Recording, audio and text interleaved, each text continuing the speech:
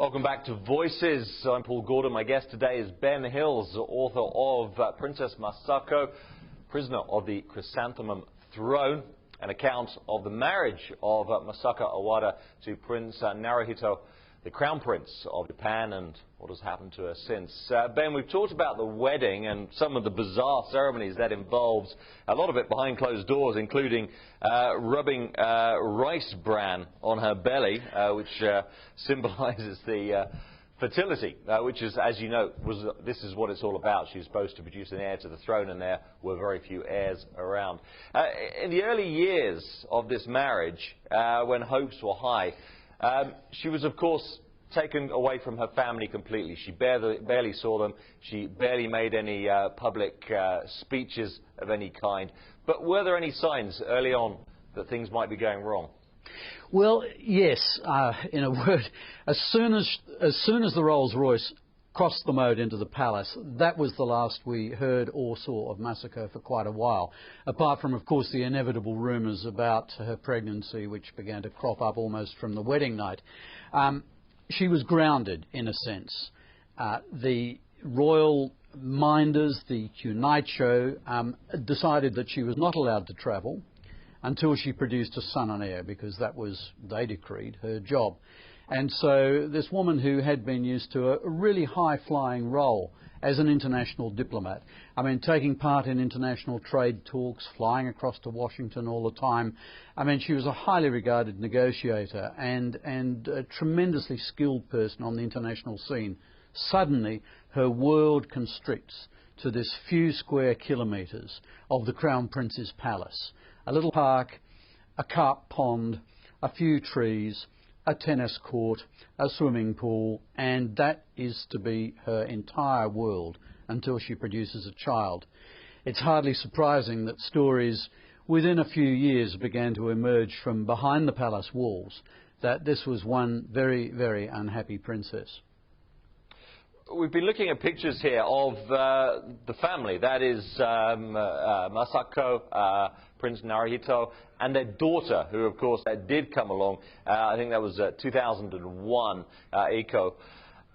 They're a happy family. They look like a happy family parading in the park. Now, of course, this was for the cameras, but there was a difference, wasn't there, between this marriage and certainly that of his parents, but much more notably that of his grandparents. Yes, indeed, indeed. I mean, at least you can say this was a love match. Whereas up until his father's generation, the emperors were all, I mean, basically it was a contest between the various noble clans to see which of them could marry their daughters into the imperial family. And not only that, the emperor wasn't restricted to just one. I mean, if he didn't happen to like his wife that night, there was a whole series of court concubines who he would take to his bed.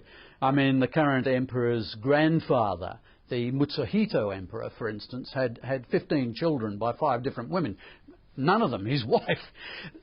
So, in a sense, the monarchy had been modernised a little bit, that Naruhito was allowed to choose a love match, was allowed to marry a commoner.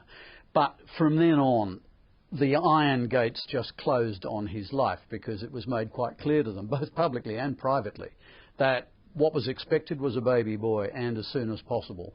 And neither of them was going to be travelling abroad until this happened. I mean, the restrictions that this placed on both their lives, but particularly on Masako's life, almost beyond description. This was where things started going downhill, wasn't it? There was a miscarriage in the year 2000, the birth of Eiko in 2001, reportedly after IVF treatment, although that was never actually confirmed by the Imperial Household Agency. The evidence was reasonably strong. Sorry, go ahead. Yes, Paul, I mean, this whole issue of IVF is one of the reasons why the Imperial Household Agency is so opposed to my book. I really don't understand why, but there is in Japan a prejudice against children born in this way. I mean, the procedure has brought, so much joy into the lives of so many hundreds of thousands of women around the world. But here it's regarded as the child is not quite right. It implies there's something wrong with one or other of the parents, that it's not really. And the people here don't like to talk about it, although IVF is practiced here. They were married for more than 7 years. There was obviously no child on the way apart from that tragic miscarriage. And so they began to have secret IVF treatments with one of Japan's leading IVF doctors, Dr. Tsumi. This has been reported overseas. There's no huge secret about this in other countries, but here in Japan it was absolutely verboten. Nobody, even to this day, has been going to mention this in Japan. Even in some of the more scurrilous magazines, it's a completely forbidden subject. After the birth of Aiko, things really seemed to go, as I say, downhill. There was a schism between Masako and her parents-in-law, the Emperor and the Empress. Yes. And without going into the full detail of what happened, she seemed to have spiraled into depression. How much do we know about that process? Well, you see, what happened was this, that eventually, I mean, there was great joy in the realm. A child was born with the help of IVF. But it was the wrong gender, because Japan, for the last 300 years or so, has had a male-only monarchy, and this was consolidated into law after the American occupation, after World War II. So although they did have empresses in the past, they haven't had one for 300 years or so. It's been an all-male throne. Masako had a baby girl, and you can't believe the cheek of these people, publicly. One of the senior officials of the Imperial Household Agency got up and said, well, yes, she's had a baby girl, but she'd better keep trying. You know, this is after she'd gone through all the harassment, all the emotional roller coaster ride of having IVF treatments. I mean, it's hardly surprising that when she heard this, that it was really the straw that broke the camel's back. And Masako, very shortly afterwards, had a breakdown. She was rushed to hospital, and then her mother took her off to recuperate at the holiday home they have up in the mountains not very far from Tokyo. But, of course, that was 4 years ago. She still hasn't recovered.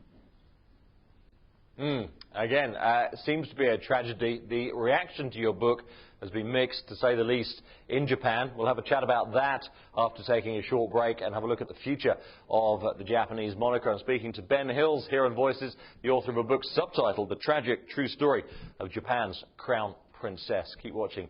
We're back in just a moment.